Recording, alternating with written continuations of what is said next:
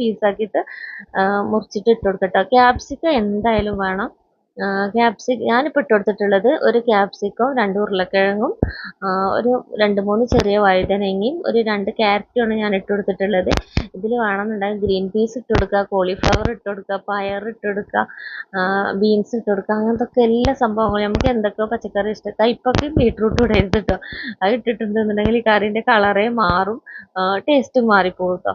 അല്ലാത്ത പച്ചക്കറികളൊക്കെ ഇട്ട് കൊടുക്കുക. പിന്നെ അതിലേക്ക് ആവശ്യത്തിനുള്ള വെള്ളം ഒഴിച്ച് കൊടുത്തിട്ട് ഉപ്പ് ഇട്ട് കൊടുത്തിട്ടുണ്ട്. ഇത് ശരിക്കും നമ്മൾ ചിക്കൻ്റെ സ്റ്റോക്കിലാണ് വെക്കേണ്ടത്. അപ്പോൾ നമ്മളെ കയ്യിൽ എപ്പോഴും ചിക്കൻ്റെ സ്റ്റോക്ക് ഉണ്ടാവില്ലല്ലോ. അപ്പോൾ ഞാൻ എന്താ കാട്ടുക വെച്ചാൽ, നമ്മളിപ്പോൾ മന്തിയിലേക്ക് കൊടുന്നതിൽ കുഞ്ഞു കുഞ്ഞു പീസൊക്കെ ഉണ്ടാവും, നമ്മൾ മന്തിക്ക് എടുക്കാത്ത, അത് ഞാൻ ഈ കറിയിൽ ഇട്ട് കൊടുക്കും. അപ്പോൾ അത് നല്ലോണം വെന്ത് വരുമ്പോൾ ചിക്കൻ്റെ സ്റ്റോക്കൊക്കെ ഇതിലേക്ക് ഇറങ്ങി വന്നിട്ട് നമുക്ക് ചിക്കൻ്റെ സ്റ്റോക്ക് റെഡി ആയി കിട്ടും കേട്ടോ. അല്ലാതെ നമ്മൾ പുഴുങ്ങി എടുത്തിട്ട് നമ്മൾ മജ്ബൂസൊക്കെ ഉണ്ടാക്കണ മാതിരി ഉണ്ടാക്കുകയാണെന്നുണ്ടെങ്കിൽ നമുക്ക് അതിൽ നിന്ന് ആ വെള്ളം